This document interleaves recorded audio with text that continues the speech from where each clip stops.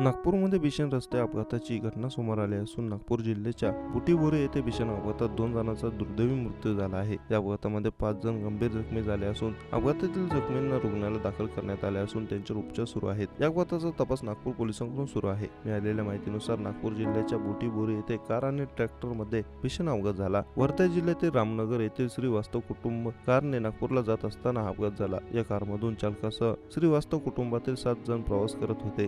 बुटीबोरीच्या overbridge नंतर या भरधाव कारने ट्रॅक्टरला धडक दिली. हा अपघात इतका भीषण होता की अपघातामध्ये कारचा चक्काचूर झाला आहे. या अपघातामध्ये दोघांचा जागीच मृत्यू झाला तर 5 जण गंभीर जखमी झाले तर 1 जण किरकोळ जखमी झाल्याची माहिती समोर आली आहे. स्थानिक नागरिक आणि बुटीबोरी पोलिसांनी घटनास्थळी धाव घेत जखमींना तत्काळ नजीकच्या रुग्णालयात दाखल केलं.